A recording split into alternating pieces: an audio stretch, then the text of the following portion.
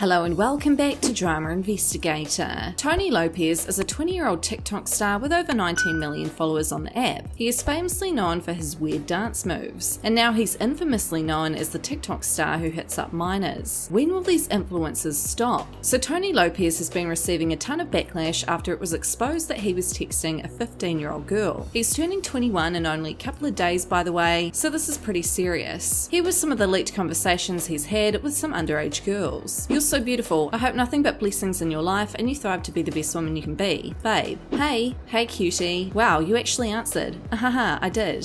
Do you got a snap? Tony Lopez Prive. That's my private. Bet I'ma text you on there. Mine. Yum. My baby. Your face is kissable." So here was one of the first videos that went viral on TikTok, exposing Tony Lopez with the allegations that he was harassing a 15-year-old girl.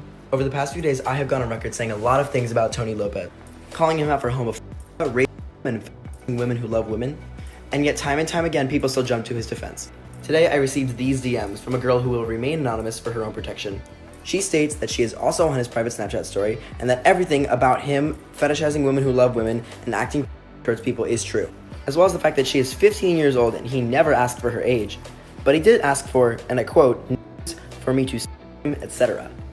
And before you tell me that it's a lie, here's a screen recording of this exact girl receiving these messages from him. Tony Lopez, you are and I strongly urge that you reconsider how you're going to address this. As for his influencer friends who are so quick to defend him on Twitter, I hope you seriously reconsider your priorities. Now apparently Tony has been hiding this video from his replies when fans mention it on Twitter. So here was yet another video outlining allegations that Tony Lopez allegedly harassed a 15-year-old girl. I made a video saying that I have the information that may lead to the arrest of Tony Lopez, and I also made an explanation video. The explanation video didn't get as much attention as the other one did, so I'm gonna make another one and I'm gonna tag the victim. Okay, so Tony Lopez tried to take advantage of a 15-year-old girl. So this is a screen recording of him trying to get her Snapchat. That's his account. Here are some screenshots of the things that he would send her.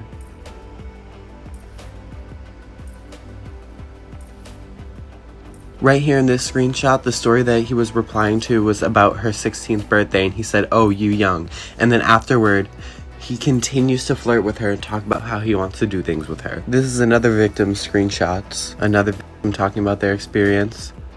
As if that wasn't enough, on one of his tweets, he hid a reply talking about it. But he did ask for, and I quote, "for me to Please signal boost this, like we need to deplatform him." And lastly, once again, here was yet another video exposing Tony Lopez. A 20-year-old TikToker trying to convince a 15-year-old to pull up outside one of the most famous houses for kids and sleep with him in his car? It's nauseating. It's disgusting. Tony, she was 15. Tony, she was 15. Tony, she was 15. Tony, you know she was 15 because 15-year-olds look like 15-year-olds. Tony, why are you asking for all that stuff from a 15-year-old girl? Tony? Now, one of Tony Lopez's alleged victims shared proof on TikTok that it was in fact Tony's real Snapchat account on her phone. Okay, so like in case y'all like didn't believe that was his snap, there it is, like right there. And like his story and everything too, like it's him. I'm not. Yeah. Here she'd shared DMs between them both. He'd said, "What's your snap?" She responded, "Kelly Nicole." He then responded, "Hey," and then she'd made a note on the screenshot stating, "Here's where this whole thing begins. That's his actual Instagram, from where he added me on a private snap, since people want to think I faked this." And I guess it never clicked in his head that I was not 20 years old. But as you can see here, he continued to say shit knowing that I wasn't of age. But don't care. He had said, "Oh, you young. Babe, I'm trying to F you, but you playing." He would snap me every day at random times just to say some shit to me about wanting to or just some weird shit.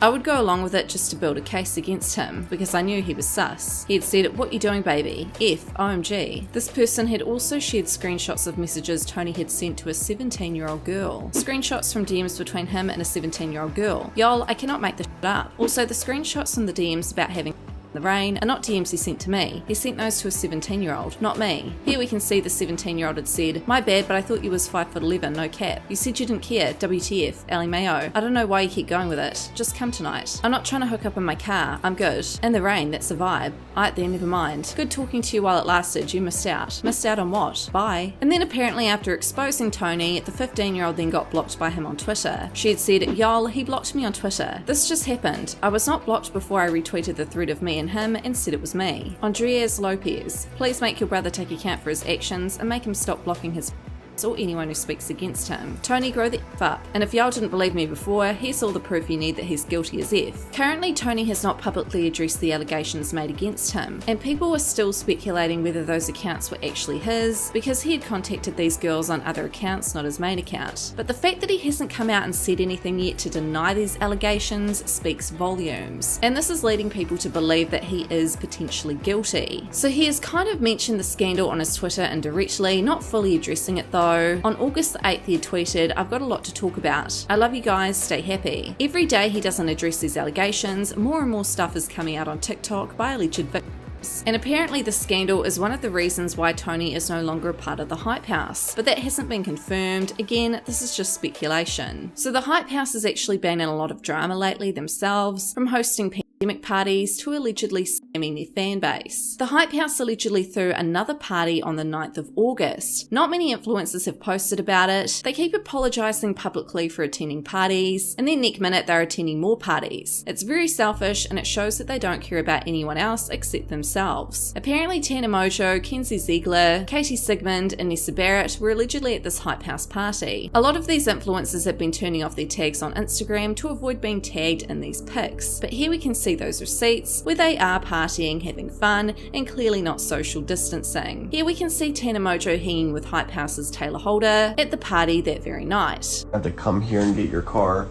and then go work and stuff. Like, why don't you just stay here, wake up in the morning, and then go to work? I love how like Tana is paparazzi and Hollywood fix in my own house, and I can't even talk about being filmed, mother.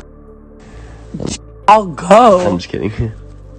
Kenzie Ziegler is another influencer who keeps apologising and then repeating her same actions. This yet again shows that parties are continually happening at the Hype House, but influencers are just trying not to post about it anymore so they can get away with it. She had said this on her recent Instagram story. "Hi everyone, I want to apologise for my actions this past weekend. I made a mistake by going to a gathering at a friend's house. I understand the seriousness of and like everyone else, I am learning to adapt to this new normal. You all are growing up with me, and I will be more careful with my choices moving forward. I appreciate your love and support." Now, I'm not sure if Tony Lopez went to that particular party, but he has been to a lot of influencer parties recently, and his fans are just not impressed. So the Hype House is constantly in scandals, another potential reason why Tony Lopez may or may not have left, or they kicked him out, who knows. But anyway, the Hype House is now being accused of scamming their fan base. Members recently started promoting their new Hype chain. They claimed on the website that $100 chains were now free, but then shipping and handling was $19.58 within LA, which is where the Hype House is based. Now, mailing products of similar weights can cost as low as $2.80 according to USPS. So I can honestly say 110% that this is a drop shipping model, but they're too dumb to realise that. Pretty much what's happened is some company has set up this business model and hit them up asking them what their price is for a promo. They've responded, and then they haven't properly looked into the business model of free plus shipping, which is not illegal to do, it just looks shady, and then they've gone ahead and promoted these products. Now, there's nothing wrong with drop shipping, people got to make their coin, people got to make a little profit margin, but free plus shipping died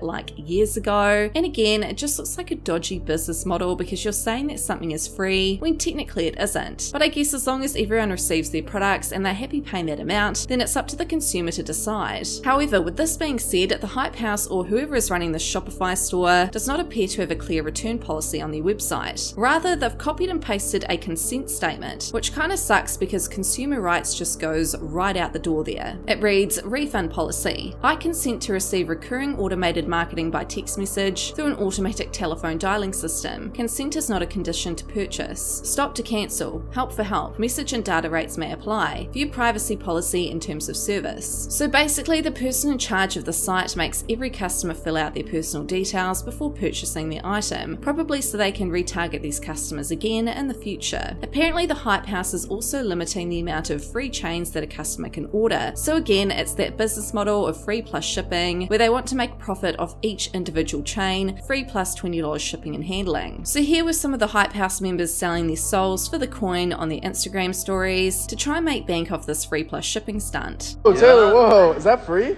Yes, it's on hypehousechange.com. Swipe up and get your own right now, baby. Harry has a message. All right, you naughty little possums. The Hype House chains, the official Hype House chains, are free. There's a limited number of them. You can swipe up on this. You can check them out. All you have to do is get shipping. There's only a handful of these. Mia hates us. But if you grab them, like swipe up. Literally, they're gonna be gone by the end of the day. So swipe up, grab them, and then, what are you gonna say? That's it. Oh, I've seen better salesmen on the shopping channel. So what are your thoughts on all this? Let me know in the comments.